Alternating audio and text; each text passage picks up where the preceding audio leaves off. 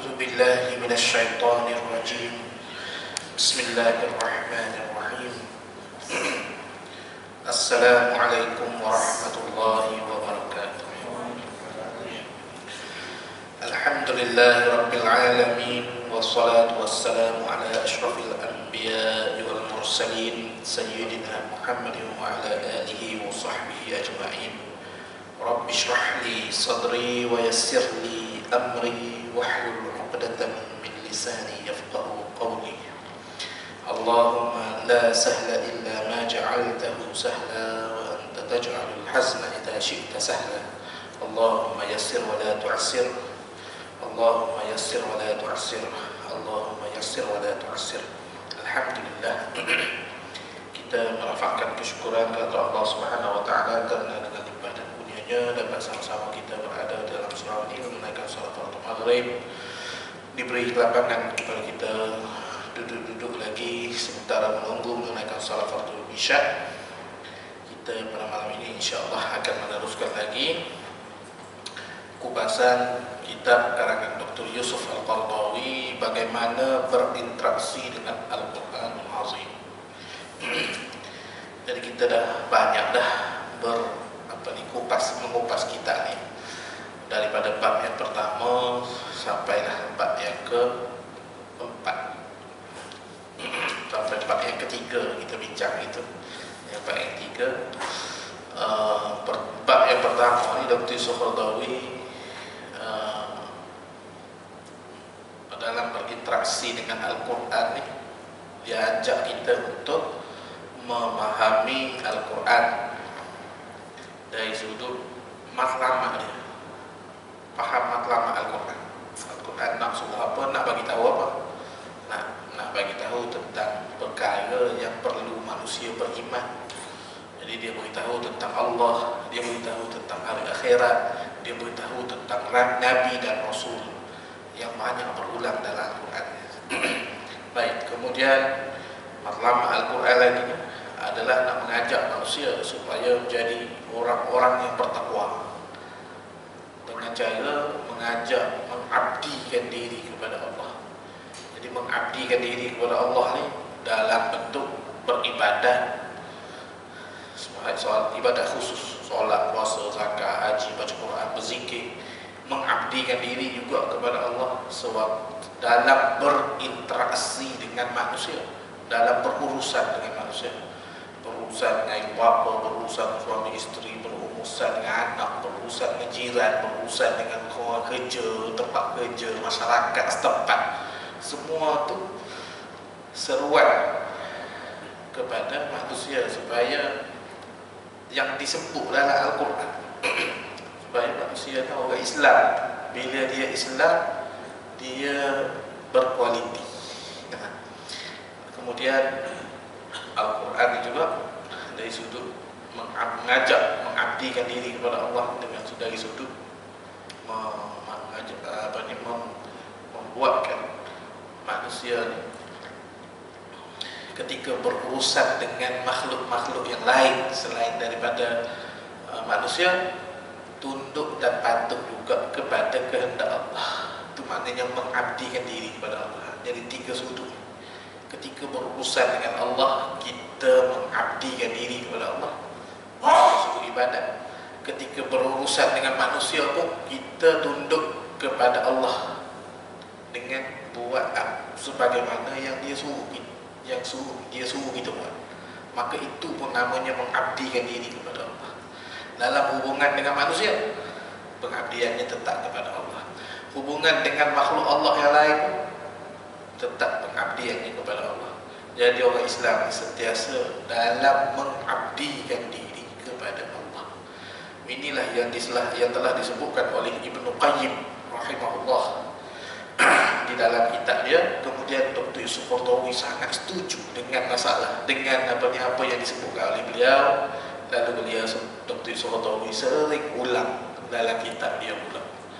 Ibnu Qayyim mengambil menulis dalam kitab dia.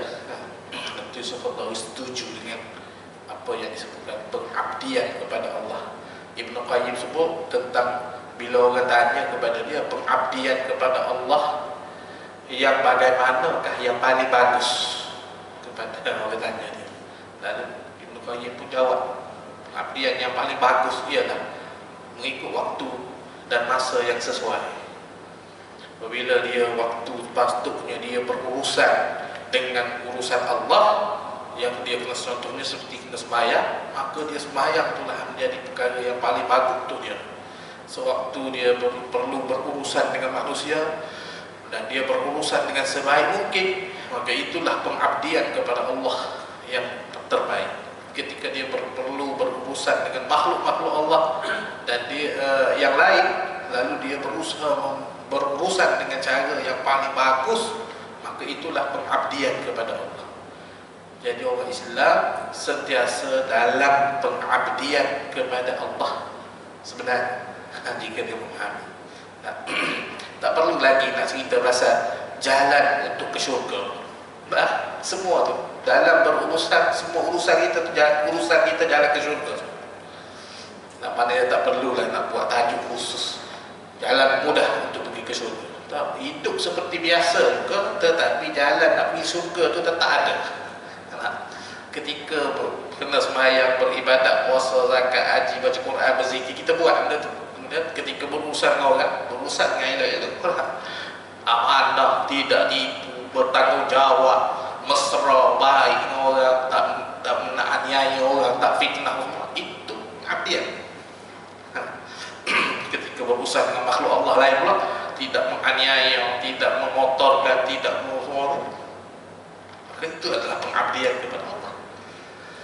Jadi hidup orang yang beriman, yang saleh, orang beriman, dia dalam keadaan hidup dia biasa, hidup yang normal saja. Dia tak akan jadi pelik kerana nak bertakwa kepada Allah, hidup dia jadi kena pelik kepada orang. Tak ada, hidup normal.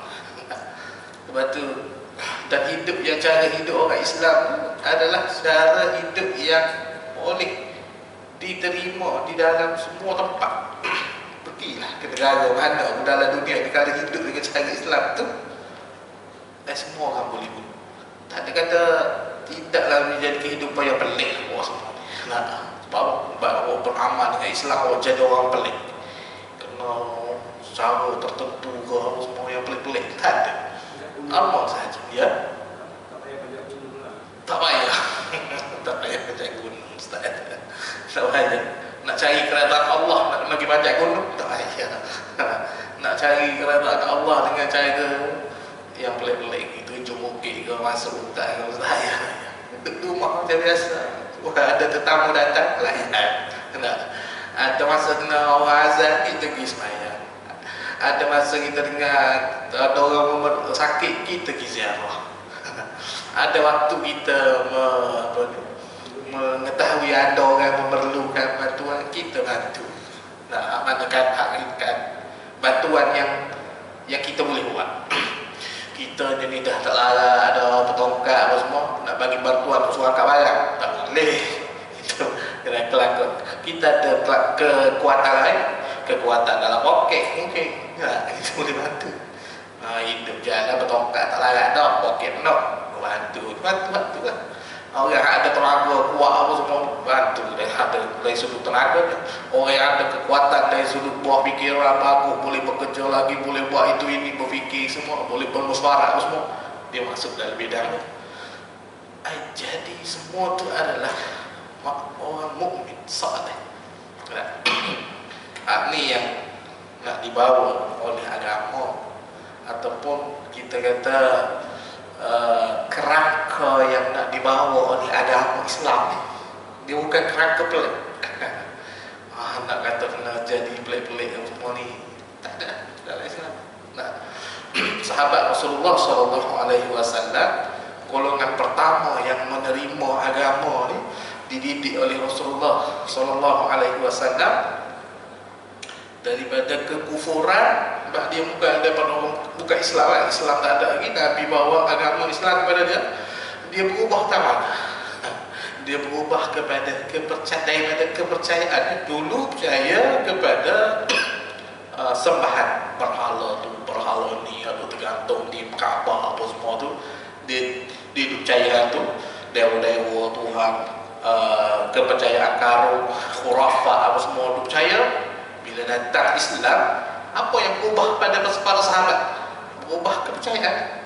Dulu percaya dewa, kami tak percaya dewa, kami percaya Allah satu. Dulu tu percaya tu khurafat ni, kalau buat macam ni kena macam ni, kena khurafat. Rupa-rupanya bukan. Karut dalam Islam kata bukan, dia pun buat, tak ada karut khurafat. Dulu dalam dulu suka bergaduh dalam Islam, kata kena sesama orang Islam kena bergaduh, dia tak bergaduh.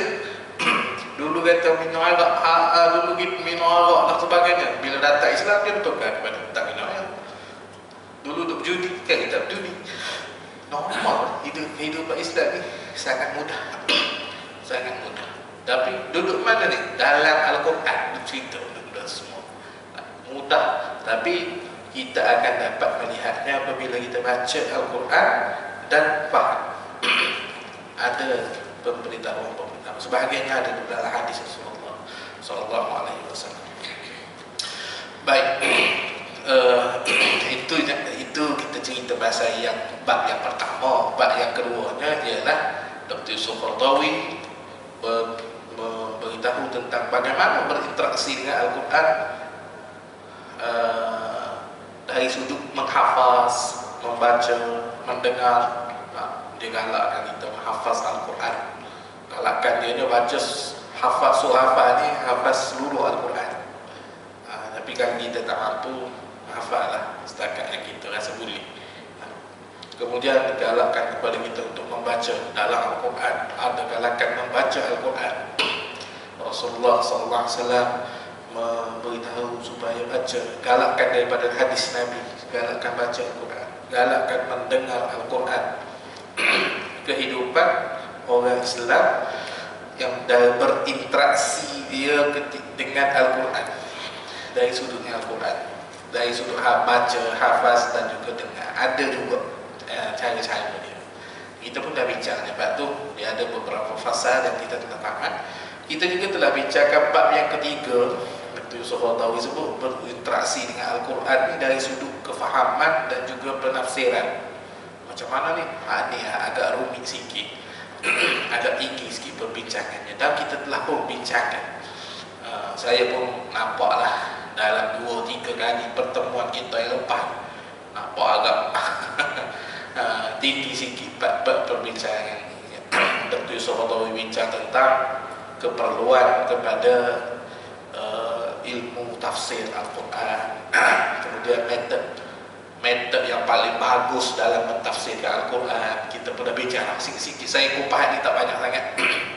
Kemudian yang ketiga, kita dah bincangkan juga hal-hal yang kena kita hindari daripada dalam memahami dan menafsirkan Al-Quran. Ada perkara-perkara yang kita kena jaga-jaga sikit lah, dari sudut dalam memahami dan menafsirkan Al-Quran. Kita ni bukan nak menafsirkan Al-Quran, kita nak baca je tafsiran yang telah dibuat oleh ulama, tafsiran ulama. Kita nak menafsirkan Al-Quran, tidaklah, tidak ada lah. Kita rasa tidak berkelayakan. Kerana kelayakan untuk tafsir Al-Quran tu kena ada beberapa kemahiran yang mendalam dari sudut bahasa, dari sudut ilmu usul fiqhnya, ilmu maqasidus syariah, macam-macam. Jadi saya bincang, dan juga kita dah bincang juga yang ni dalam bab pertemuan yang lepas, tetapi secara ringkas saja. Yang malam ni kita nak masuk yang bab yang kelima. Ni baru nak masuk ni bab kelima, bagaimana berinteraksi dengan Al-Quran dengan cara mengikuti, mengamal dan berdakwah dengan Al-Quran. Bab ini bab yang keempat, dan dia adalah bab yang terakhir dalam kitab. Dan dia adalah kemuncak kepada interaksi dengan Al-Quran. Dan permulaan dalam berinteraksi dengan Al-Quran ni nak memahami matlamat Al-Quran. Lepas tu baca, hafal, semua tu step yang kedua. Baca, hafal, mendengar. Kemudian step yang ketiganya ialah mentafsirkan Al-Quran, atau di peringkat kita ni membaca tafsir-tafsir Al-Quran. Seterusnya bila dah ada kefahaman yang baik terhadap Al-Quran, apa lagi step dengan Al-Quran ni? Iaitu mengikuti apa yang disebutkan dalam Al-Quran, apa yang disuruh, apa yang dilarang, kita ikut. Dan mengamalkannya, ikut dengan beramal ni sama lah. Dan satu lagi ialah berdakwah dengan Al-Quran. Jadi kita nak tengok dalam bab yang keempat ni, perkara yang pertama sekali bagaimana berinteraksi dengan Al-Quran dengan cara ikut, mengamal dan berdakwah. Pertama, kata Dr. Yusuf-Qaradawi, mengikuti Al-Quran dan mengamalkannya. Apa yang dimaksudkan dengan mengikuti Al-Quran? Ikut-ikut ni ikut macam mana? Di dalam Al-Quran Allah Subhanahu wa taala berfirman, surah Al-An'am ayat 155, wa hadza kitabun anzalnahu mubarakun fattabi'uhu wattaqu la'allakum turhamun. Wa hadza kitabun anzalnahu, inilah dan inilah kitab yang kami telah turunkan, mubarakun, dan diberikan keberkatan pada kita. Allah berikan keberkatan pada kita. Fattabi'uhu, maka ikutilah ia. Fattabi'uhu, belakang hu itu merujuk kepada Al-Quran. Maka ikutilah ia, ikutlah apa yang ada dalam Al-Quran. Wattaqu, dan kamu bertakwalah, dan bertakwalah, la'allakum turhamun, supaya kamu dirahmati. Apa?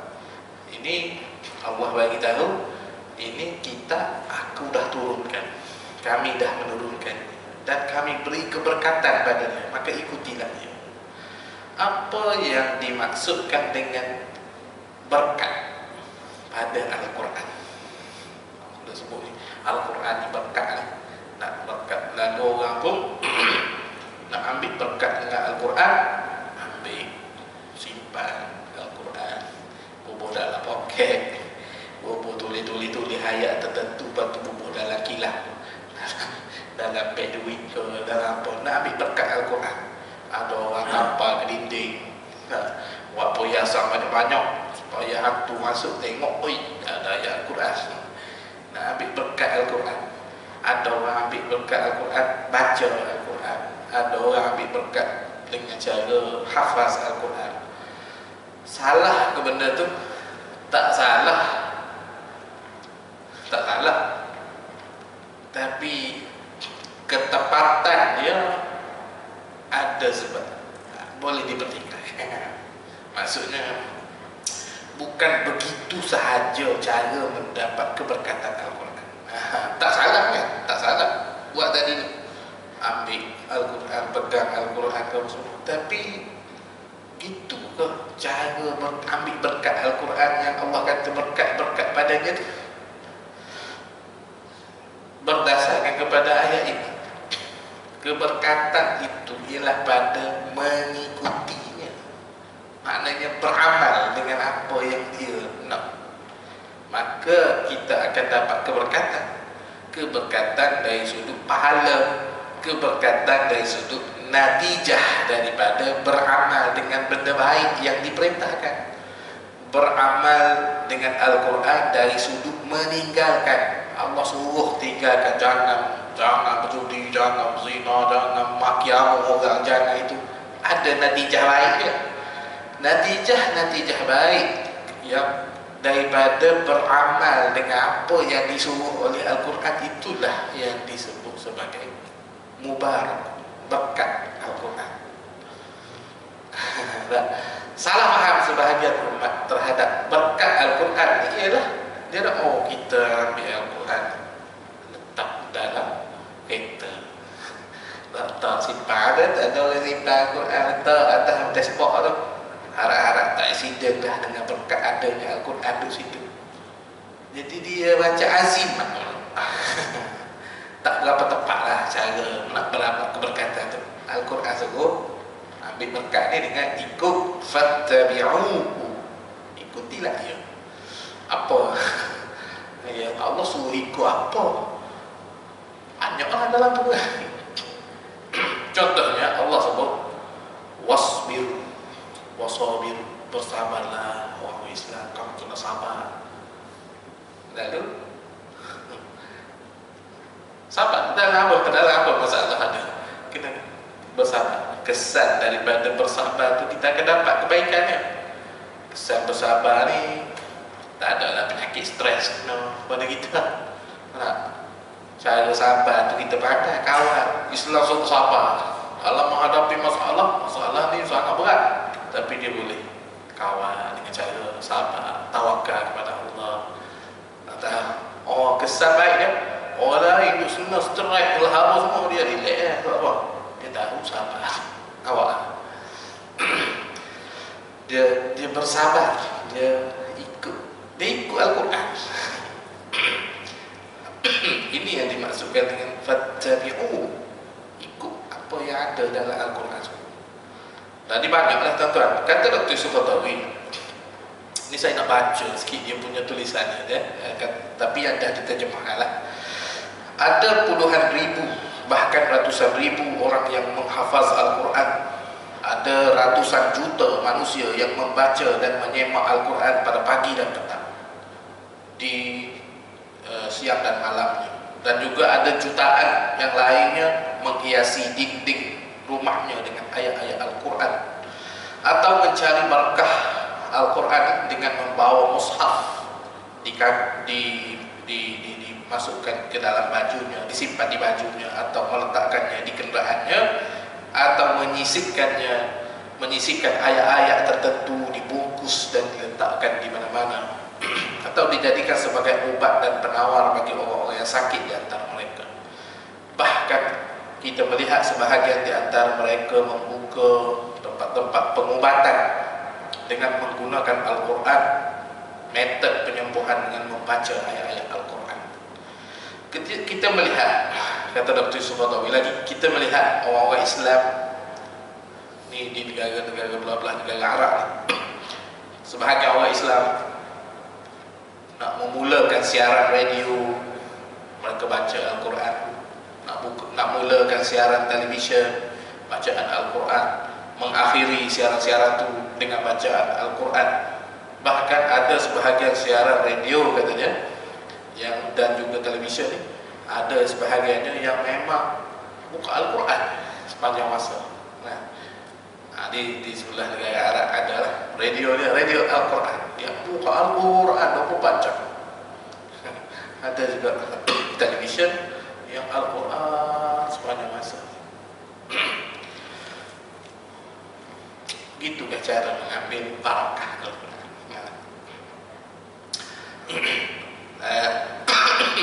Di samping semua itu, kita juga melihat katanya di antara orang-orang Muslim, orang-orang Islam, ada yang mengabaikan hak Al-Quran sedemikian rupa, tidak menjadikan Al-Quran sebagai suatu alat utama bagi membersihkan akal mereka, bukan pula penggerak utama kepada perilaku mereka.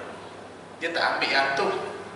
Orang Islam dia tak, sebahagian orang Islam dia tidak jadikan Al-Quran itu sebagai kitab yang untuk nak jadikan panduan perangai kita ni nak jadi macam mana. Tingkah laku kita, perbuatan kita ni, kita nak ikut Al-Quran macam mana. Dia tak jadikan hak tu panduan. Dia jadikan Al-Quran ni panduan untuk apa? Untuk ubat, untuk ubat dengan Al-Quran. Bahkan yang lebih dahsyat lagi, menjadikan ayat-ayat tertentu untuk penyakit ni, ayat ni untuk penyakit ni, ayat ni untuk penyakit ni. Baca Al-Quran macam hospital ayat ni. Tapi sakit pergi hospital juga. Ni kalau siapa sakit mata, dengar sini, baca ayat ni. Baca ni lepas tepuk 3 kali ke lah, macam-macam lah dia buat syarat ya. Ni kalau siapa sakit lutut, baca ayat ni. Baru sakit lengan baca ayat ni, sakit jantung baca ayat ni, sakit itu baca ayat ni. Dah jadi buku medik ni Al-Quran. Begitulah ambil berkat dengan Al-Quran. Isi kandungan wala tanabazu bil alqab, janganlah kamu memanggil-manggil orang lain dengan gelaran yang buruk. Itu tak ada ambil. Al-Quran, Allah Subhanahu wa taala sebut dalam Al-Quran yang Al-Quran ini adalah syifa, penyembuh. Tetapi penyembuhan yang dimaksudkan dalam Al-Quran ini boleh difahami dengan dua maksud. Penyembuhan fizikal dan penyembuhan, satunya boleh jadilah maksud penyembuhan fizikal. Tetapi Dr. Yusuf Qaradawi tak setuju. Dia setujunya Al-Quran ni penyembuh syifa'ul lima fis sudur, penyembuh kepada penyakit-penyakit yang ada dalam hati manusia, dalam diri manusia, dalam hati manusia. Penyakit hati manusia bukan penyakit fizikal yang doktor dapat kesan tu. Dia penyakit hasad dengki, penyakit malas, penyakit tidak sabar, penyakit itulah yang dimaksudkan Al-Quran ini menyembuhkan. Kalau orang tu tak sabar, dia Allah memberitahu kita kena sabar. Kamu kena sabar. Penyakit tak tawakal kepada Allah. Al-Quran suruh wa tawakkal 'ala Allah, dan bertakwa. Tawakallah kamu kepada Allah. Nah, penyakit tidak bertakwa, Al-Quran yang suruh kamu berwattaqullah, takwalah kamu kepada Allah. Ikut yang tu baru dia jadi penawar. Sebab apa ni tak ada takwa dalam diri dia? Sebab tak ikut Al-Quran. Cuba ikut Al-Quran suruh jadi bertakwa. Tak apalah orang ni dia tak ada tawakal dalam hidup dia. Semua benda dia akan keluar rosak, tak ada tawakal kepada Allah. Allah suruh bertawakal. Apa? Semua benda, banyaklah benda yang Allah suruh, tapi manusia tinggalkan. Tapi dia ambil dalam bentuk yang tidak betul, tidak tepat. Macam mana nak menghilangkan penyakit sekian-sekian, penyakit fizikal. Sedangkan penyakit fizikal itu Al-Quran bukanlah bagi tahu yang dia 100% penyembuh kepada penyakit fizikal. Penyakit fizikal ni maknanya sakit mata, sakit telinga, sakit jantung, sakit darah tinggi, kencing manis, semua ni sakit fizikal. Al-Quran bukan penyembuh kepada penyakit-penyakit itu. Al-Quran penyembuh kepada penyakit mencegah. Contohnya Allah suruh kita ni bersederhana. Itulah pencegahan kepada mendapat penyakit. Sederhana dalam semua benda. Allah suruh kita wa tazawwadu fa inna khairaz zadi taqwa. Contohnya firman Allah, berbekallah. Apa penyakit manusia ni tak suka buat bekalan. Bekalan untuk hari akhirat. Penyakit manusia ni tak suka membuat bekalan untuk hari akhirat. Itu penyakit semua manusia, tak berapa nak minat mana, tak berapa nak gemar mana membekalkan diri dengan perkara baik, hasanah, perkara baik kan. Lalu Allah pesan dalam Al-Quran, wa tazawwadu, berbekalah. Bekal ni maknanya buatlah benda baik, buat benda soleh, untuk suatu hari nanti di akhirat kamu akan ada bekalan. Fa inna khairaz zadi taqwa, sesungguhnya bekalan, sebaik-baik bekalan itu adalah takwa kepada Allah. Ini penawar kepada manusia. Penawar itu menjadikan apabila seseorang manusia ini dia ikut apa yang ada dalam Al-Quran, maka manusia itu akan jadi manusia yang saleh. Manusia yang tidak mengambil hak orang lain. Manusia yang apabila diberi tanggungjawab, dia akan menjalankan amanah yang dipertanggungjawabkan. Nah, sebab penyakit manusia ni, dia tamak antara bila diberi amanah, dia nak menyeleweng. Bila ada depan mata dia benda yang peluang untuk nak jadi kaya dengan jalan yang salah, dia cepat nak rasa. Kan? Tapi Tapi bila dia ikut cara yang Allah suruh, jangan, ya ayyuhalladzina amanu la ta'kulu amwalakum bainakum bil batil. Wahai orang beriman, jangan kamu makan harta sesama kamu dengan jalan yang salah. Nah, kalau dia bertawakal, kalau dia ikut apa yang ada Al-Quran, tak jadilah nak menyeleweng. Ni tak boleh ni. Nah, ni tak boleh ni, nak ambil rasuah ni. La ta'kulu amwalakum bainakum bil batil. Allah larang orang makan harta orang lain dengan jalan yang salah. Jadi ikut tu makna dia besar, dan dia menjadi penawar kepada kegelisahan hati. Allah ruginya tak ambil mau ni, peluang rasuah banyak, kalau dapat atau habis ke cucu-cucu sekali boleh kaya. Allah ruginya tak ambil. Tapi bila baca ayat, contohnya seseorang duduk baca Al-Quran, dia jumpa, dia tahu dah ayat Al-Quran tersebut, jangan kamu ambil harta orang lain dengan cara yang salah. Tak berasa rugi kan? Hati tak gelisah pun. Allah, peluanglah sebab ni mujur tak ambil. Sebab memang kalau ambil dosa banyak aku tu. Mujur hati kata boleh, jangan ambil. Hati tu tak gelisah langsung sebab terlepas lah 50 juta baru ni. Contohnya nak ambil dah lah ni Rasulullah 1 juta 2 juta ni. Kata-kata ke dah. Jadi penawar, itulah penawarnya. Penawarnya nak jadi tapi berapa ramai manusia ataupun orang beriman yang baca Al-Quran kerana nak mengambil maklumat itu, kerana nak mengambil pesan-pesan itu. Itu dia persoalan. Kerana kita telah dikaburi dengan maklumat lain baca Al-Quran, kita telah ditutup dengan benda yang agak kurang tepat. Bacalah Al-Quran ni sebab apa nak baca Al-Quran? Kalau baca Al-Quran, syaitan akan lari dari awak. Maka lama tak betul. Jadi orang nak mendekatkan diri kepada Allah supaya hati ni jadi bagus, supaya hati ni jadi soleh, jadi baik dengan baca Al-Quran. Dia bermatlamat supaya syaitan jauh dengan dia. Yalah, bila hati yang baik dekat kepada Allah, syaitan akan lari. Tak payah nak syaitan yang bermatlamat. Nanti awak tidak diganggu oleh jin. Baca Al-Quran semata-mata untuk lari daripada gangguan jin saja. Ambil isi kandungan. Lalu oleh kerana matlamatnya adalah tak bertepat, maka dia buat pun dengan cara tak tepat. Cara baca Al-Quran dia baca saja, tak tahu maksud pun tak apa. Sebab apa? Kita nak, bila kita baca, kita akan jauh dengan kita. Tak kira kita faham ke tak faham, matlamat sudah lari, jalan pun jalan lari, tak apa nak tepat. Tidaklah jadi sesat, tidaklah jadi tidak betul, tidaklah jadi kata jadi orang tak Islam, tak. Cuma keaslian cara mengambil Al-Quran, menggunakan Al-Quran itu telah cara itu tak berapa nak tepat saja. Lalu matlamat dia pun tak apa nak tepat. Sayanglah.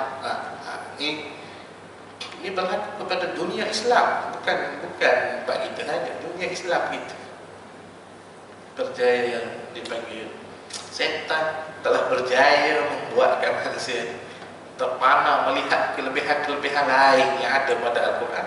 Matlamat sebenar tak nampak ataupun dirasakan tidak perlu. Ini yang nak diperbetulkan oleh Dr. Yusuf Qaradawi melalui kitabnya bagaimana berinteraksi dengan Al-Quran ini. Bagaimana berinteraksi dengan Al-Quran dengan cara ikut. Cara ikutnya ialah baca, faham, ikuti apa yang dia buat, dia suruh. Kita baca sikit lagi apa yang ditulis oleh beliau. Fenomena perhatian terhadap Al-Quran yang secara umum kami isyaratkan ini fenomena-fenomena yang berlaku dalam masyarakat terhadap Al-Quran. Seperti yang kita katakan tadi lah, bila baca Al-Quran tu kerana apa ni, nak penyakit fizikal, dia hanya nak mendapat berkat dengan cara baca saja, tak nak faham semua kan.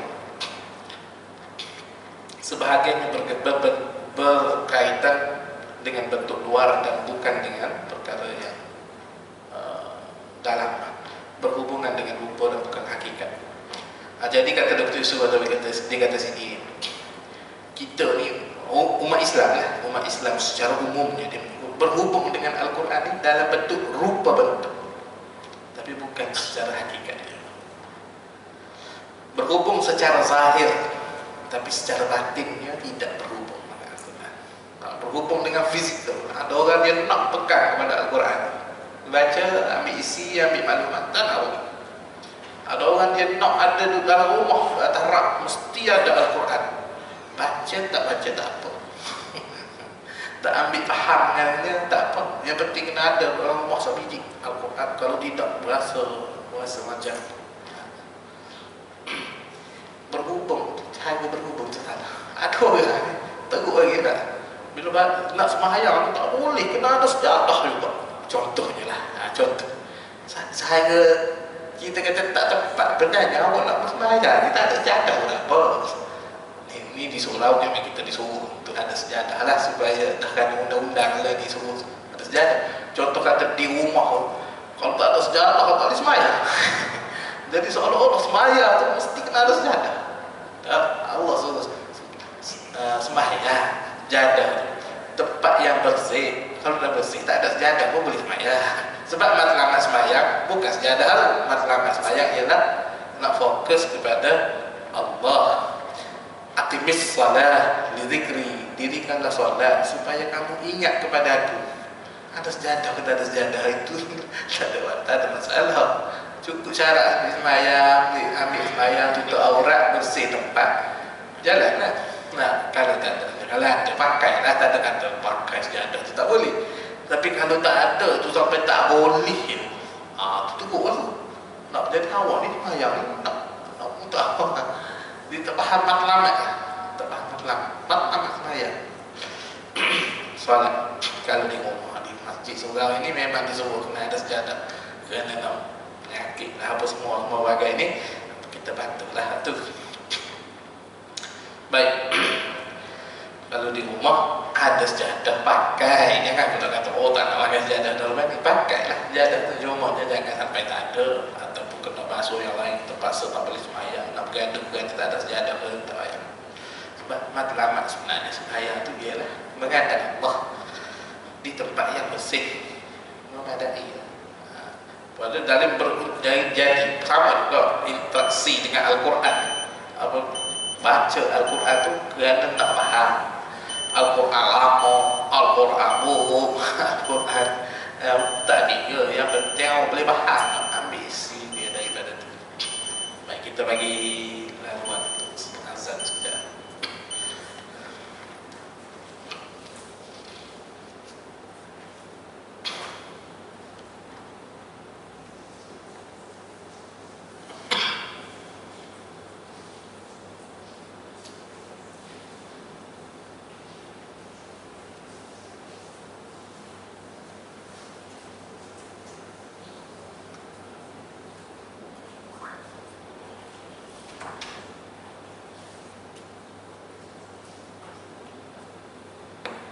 Stop. Allahu Akbar, Allahu Akbar, Allahu Akbar, Allahu Akbar.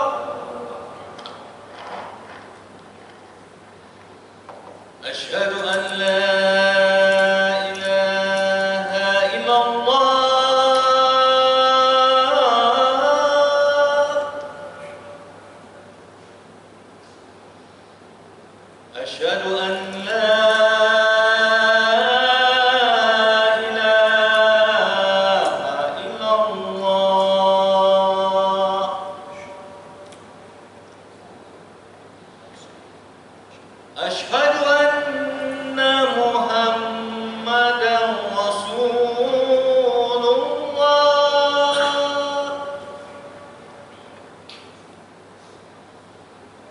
أشهد أن محمدا رسول الله.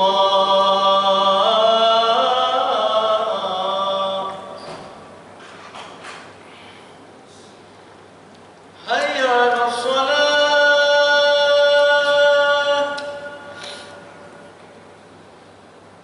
حي على الصلاة.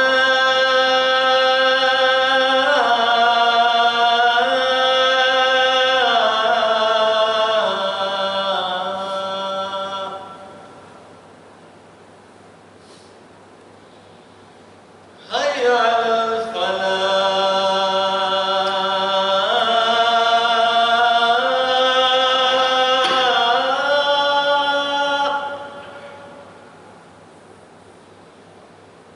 حي على الفلاح.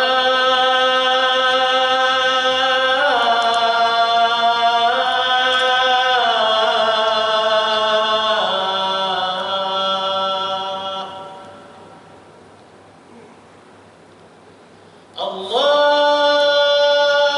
أكبر.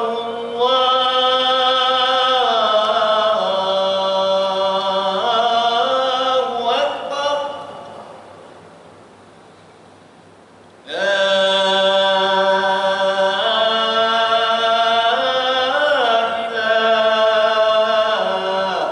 إلا الله.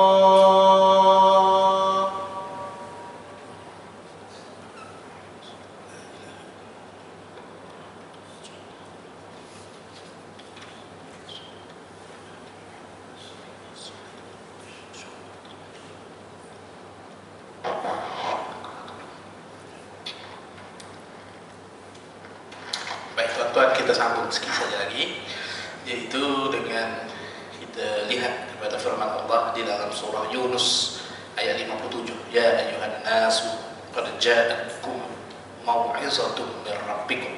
Wahai manusia, sesungguhnya telah datang kepada kamu peringatan, mau'izatun, peringatan daripada Tuhan. Peringatan daripada Tuhan. Wa shifaa'un lima fis sudur, dan penyembuh bagi penyakit-penyakit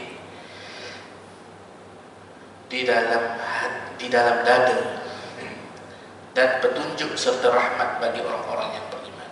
Wa hudan wa rahmatul lil mu'minin. Allah sebut dalam ayat ini, wahai manusia, telah datang kepada kamu mau'izah, satu peringatan daripada Tuhan, yaitu Al-Quran ini. Ia sebagai peringatan kepada manusia supaya beriman, bertakwa kepada Allah, ikut dengan peringatan, suruh berjaga-jaga kehidupan dunia ini, ada hari akhirat. Untuk hidup hari akhirat itu dengan bahagia, macam mana caranya, ada diberitahu dalam Al-Quran. Dan kemudian dalam Al-Quran juga syifa'un wa syifa'un lima fis sudur, dan dia adalah sebagai penyembuh bagi penyakit yang ada di dalam dada manusia.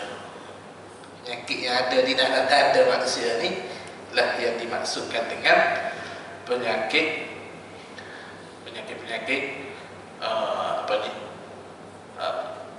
tidak sabar, tiada tawakal kepada Allah, tidak takwa. Itulah yang disebutkan seperti mana yang telah saya sebutkan tadi lah. Wa hudan, Al-Quran ini juga wa hudan, dan dia menjadi penunjuk jalan untuk manusia. Nak ikut supaya hati jadi sabar, nak ikut supaya bertakwa, nak ikut supaya jadi orang soleh, jadi baik semua. Wa rahmatun, wa rahmat, dan Al-Quran juga adalah rahmat bagi orang-orang yang beriman. Rahmat kat mana Al-Quran? Rahmat, dia merupakan satu maklumat yang manusia mudah untuk nak ikut. Rahmat Allah permudahkan kepada manusia. Allah memberitahu, Allah memberikan maklumat kepada orang beriman supaya selamat kehidupan dunia dan akhiratnya.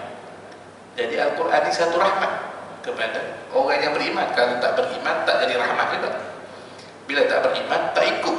Nah, bila tak beriman dengannya, beriman, percaya tapi tak ikut, tak rahmat juga. Nah, tak percaya, tak ikut apa yang ada dalam Al-Quran, maka tak jadi ikut. Baik. Jadi Dr. Yusuf Al-Qaradawi menyebut lagi, kata dia, semenjak zaman sahabat, para sahabat semua sudah tahu bahawa barakah Al-Quran bukan dengan cara membawanya, mengkalungkannya, tidak pula menghiasi dinding rumah dengan ayat-ayatnya, tidak pula dengan cara pengobatan dengan membaca ayat-ayatnya yang dilakukan oleh ramai orang yang buat macam tu, dengan ditulis di piring-piring kemudian disiram dengan air kemudian minum. Ada kan? Kalau nak dapat penyakit, dia nak sembuhkan penyakit, habis tulis pada pinggan putih, dengan apa dia lah, tulis ayat-ayat Al-Quran, lepas tu siram dengan air, kacang-kacang minum air. Bahaya tu. Tak bahan yang dia tulis tu tak beracun ke apa, dakwah tu. Nah, itu bukan cara untuk mendapat barakahnya Al-Quran. Kalau dulu lagi dahsyat, anak nak masuk pesa, nak dapatkan kejayaan kejayaan mas dalam belajar tu, dicari siapa-siapa baca ayat Al-Quran supaya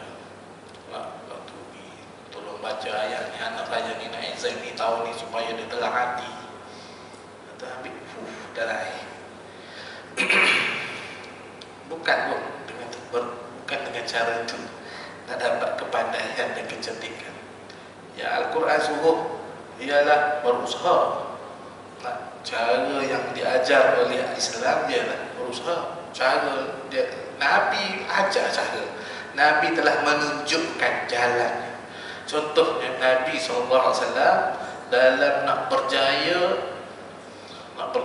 dalam dakwah dia, maka dia bersungguh-sungguh, tidak pernah putus asa, berusaha dengan banyak cara, minta bantuan orang itu orang ni lah, sehingga terpaksa berhijrah lah, walaupun hijrahnya jarak tu jauh, kerana nak berjaya dalam dakwah tu, maka dia buat semua benda-benda dan akhirnya berjaya.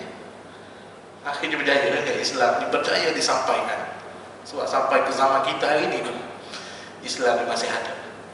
Jadi itulah pendidikan yang dibawa oleh Nabi, yang nak kena diambil ya. Lalu apabila nak berjaya, ada pergi jumpa siapa-siapa nak minta. Nabi nak berjaya, dia berusaha. Jadi awak nak anak awak berjaya, suruh dia berusaha. Suruh dia di sekolah betul-betul, pastikan dia tak warteg, pastikan beli buku yang betul untuk dia, pastikan dapat nasihat daripada guru yang dia mengajar, maksudnya pastikan ada kerehatan dia dalam belajar yang cukup. Ada belajar nak suruh berjaya ni, daripada 7 hari tu 7 hari disuruh pergi belajar, tak ada rehat langsung. Mana boleh manusia, ada hari kena cuti, hari cuti dia pergi bayar lagi tuition pula. Adalah hari untuk rehat sikit. Lepas tu ada lagi banyak benda yang boleh dibuat. Ada masa-masa kena bagi motivasi, ada masa-masa kena bagi dia gembira, buat benda lain pula. Ada masa kena banyak cara, banyak benda, faktor makanan yang berkhasiat, tidur yang cukup, nak berjaya dalam satu peperiksaan. Lepas tu nak kena dari awal tahun, kalau perlu 2 tahun, jangka masa, target 2 tahun belajar, nak sudah dapat SPM tinggi tu. Tidak, semua benda tu ditinggalkan, tak buat. Bila sebulan lagi nak exam, mari cari ustaz, suruh baca sikit, anak saya nak exam. Bila bulan ada begitu Syed? Tak ada lagi. Lepas tu suruh dia baca buku apa baca buku? Tak buat minta air ustaz. Tak tetap ayah minta air. Kayu masyarakat yang kayu faham dia terhadap Al-Quran tu maksudnya kecewa kita. salah faham Al-Quran. Dia ingat nak ambil magic, nak berjaya dengan pelajaran mereka dalam Islam ni seolah-olah Islam kata kamu suruh je orang-orang ustaz-ustaz baca ayat tu berjaya tu. Tak ada. Nabi buat berusaha keras begini, walau dia boleh minta ya Allah berikanlah kejayaan kepadaku. Tapi tak, kerana Nabi nak tunjuk kepada umat macam mana cara berjaya. Ini Al-Quran ajar kepada orang Islam. Fizikal kena buat, benda realiti yang manusia kena buat dalam nak berjaya satu benda. Nak berjaya apa benda pun kena struggle, sungguh buat. Jadi sifat penyembuhan dalam Al-Quran itu juga ialah menyembuhkan penyakit malas yang ada pada manusia, menyembuhkan penyakit tidak mahu berusaha, hanya mahu bertawakal, menyembuhkan penyakit hanya mahu bermalas-malasan, bermain, bersukaria, bergembira semata-mata. Contohnya, jadi Al-Quran nak hapuskan yang itu, nak beritahu tunjuk jalan yang sebenar kepada orang Islam. Lihat pada zaman para sahabat juga begitu. Nah, mereka tak melihat Al-Quran dengan bentuk yang magic. Nak selamat simpan Al-Quran, tak dalam kereta, tak dalam atas kenderaan ke, tak dalam rumah ke. Ini satu saya pernah jumpa dalam dengan satu orang dulu. Dia sifat ajaran kayu dari mana saya tak tahu. Dia fotostat. Dia pergi kedai fotokopi tu, dia fotokopi banyak Khatamun Nubuwah dia bagi. Segitiga yang tertulis Muhammad Rasulullah, dikelilingnya ada Allahumma salli ala Sayyidina Muhammad. Di pada kertas A4, fotostat biasa. Dia pun pergi tawarkan kepada saya. Kata, ni ustaz, kalau ustaz simpan ni bagus. Dia tahu itu ustaz. Kalau ustaz simpan ni bagus. Kertas ni kalau ustaz ambil lipat pun dalam poket, tak dalam kereta ke, tak dalam rumah. Kalau tak dalam kereta, tak accident kereta ustaz. Kalau tak dalam rumah, orang nak masuk curi tak masuk, tak boleh nak masuk. Orang bakar rumah pun tak terbakar. Dengan kertas tu, berkat kertas tu. Dia kata itu bawa. Dia jual RM10 sekeping. Dia fotostat masa tu dalam 10 sen sekeping. Dia jual RM10. Saya tak geram pada harga tu. Awalnya nak jual di Mesir pun tak kira 10 sen. Saya tergeram daripada pembohongan dan penghinaan terhadap agama. Agama bukan ajar manusia nak selamat dengan cara gitu. Selamat aja. Kamu nak selamat, fikirkan macam mana. Naik kenderaan, nak selamat, cuba kena berusaha. Pastikan dalam keadaan sihat kamu bawa kereta. Pastikan kereta tu pun dalam keadaan baik. Pastikan tayar dia, pastikan brek dia, pastikan signal semua ada. Pastikan yang orang bawa kereta tu pun pandai bawa kereta. Nah, pastikan semua benda tu. Apa yang kita mampu buat, kita pastikan dia berada dalam keadaan bagus.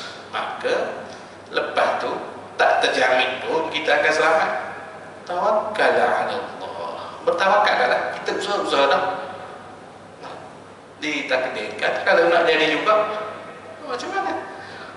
Kita dah usaha dah, belah kita, belah yang kita mampu buat supaya tak accident, tapi dah ditakdirkan rupanya orang lain pula yang buat silap.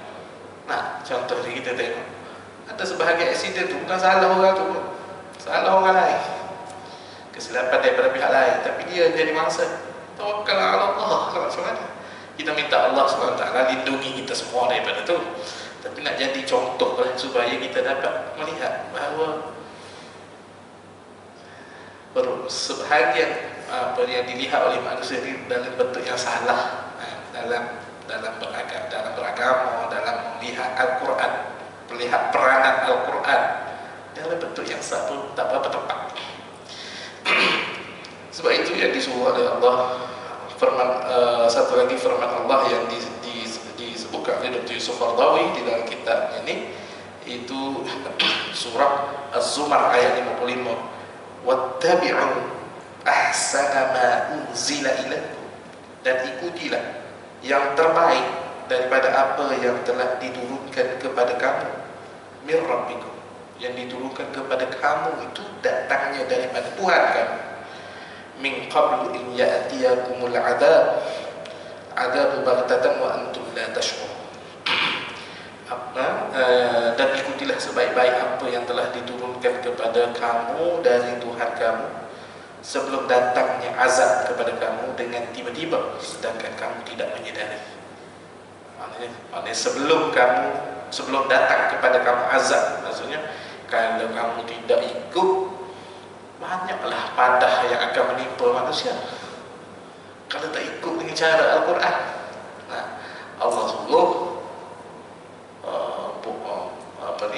buat perkara yang saleh, manusia buat perkara yang mungkar, keji. Allah kata jangan rasuah, kita rasuah. Allah kata jangan kena amanah, manusia tidak amanah. Apa yang kau lakukan? Manusia akan ditimpa dengan kesusahan. Akan ditimpa dengan kesusahan akibat daripada rasuah, akibat daripada penyelewengan, akibat daripada akan jadi susah. Itu yang dipanggil sebagai azab, dengan secara tiba-tiba datang.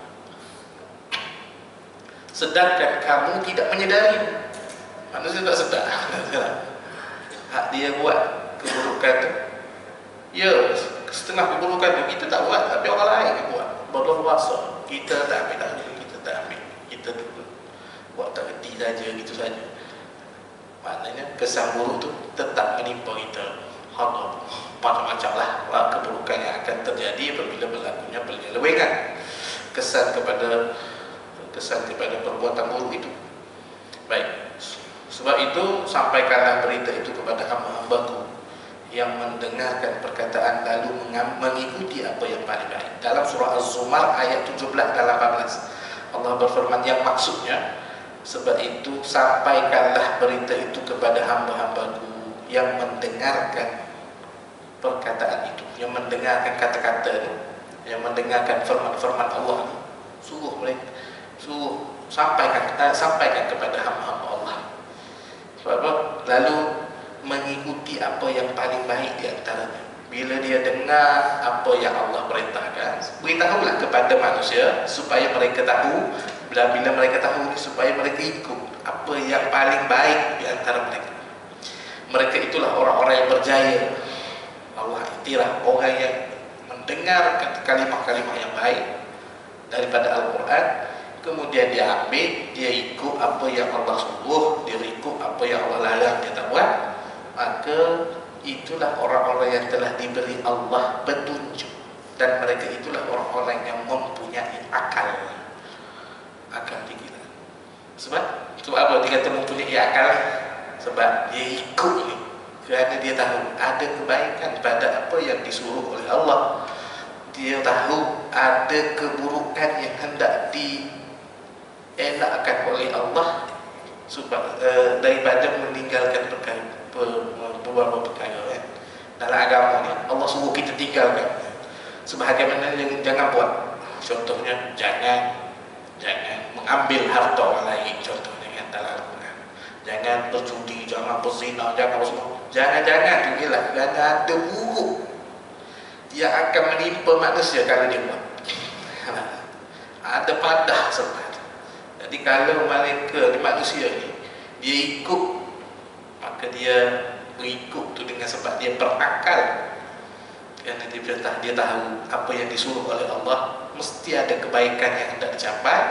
Kalau dia mengikut arahan Allah supaya meninggalkan, dia faham kerana larangan dari Allah tu ada keburukan yang hendak dihindari oleh Allah kepada hamba-hamba.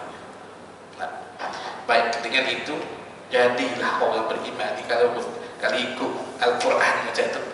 Jadi baguslah keadaan apabila majoriti orang Islam ni patuh kepada Al-Quran, ikut Al-Quran dengan cara seperti mana yang dikehendaki ini. Kalau tentu dunia ni akan makmur, manusia akan menjadi saleh, cara bertakwa betul, tidak dengan bentuk yang salah. Saya ambil masa seminit saja tuan-tuan. Cara bertakwa yang salah dalam sebahagian orang dalam masyarakat telah menyebabkan dilihat, dia telah memperlihatkan yang apabila berhijrah nak kepada Islam jadi orang yang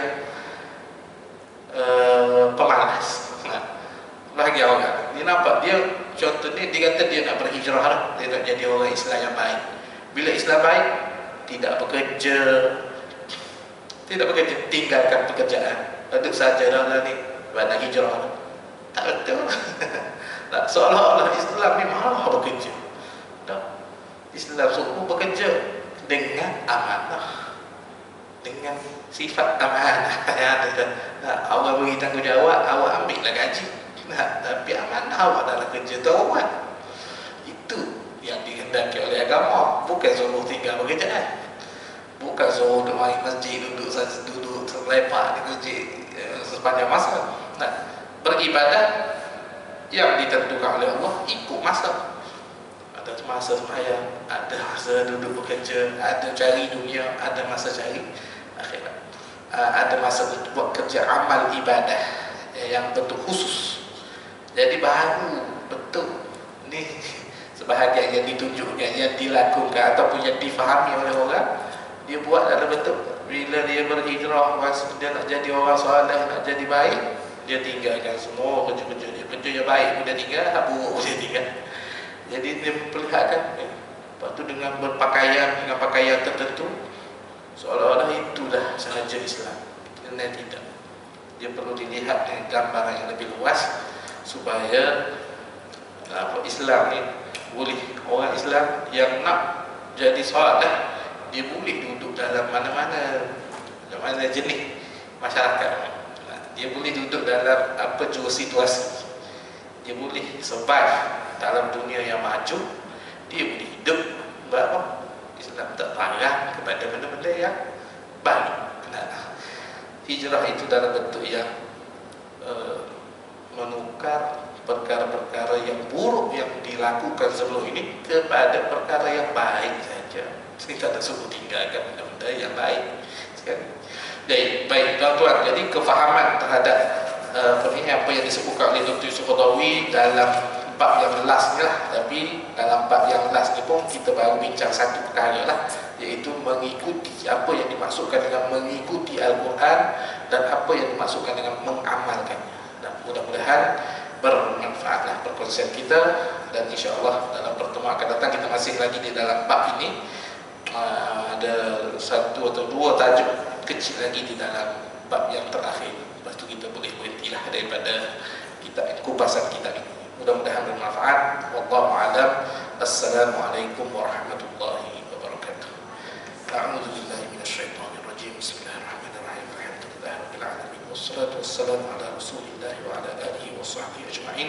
Allahumma ghnina bil 'ilmi wa zayyinna bil 'ilmi wa akrimna bit taqwa wa jammilna bil 'afiyah. ربنا آتنا في الدنيا حسنة وفي الآخرة حسنة وقنا عذاب النار والحمد لله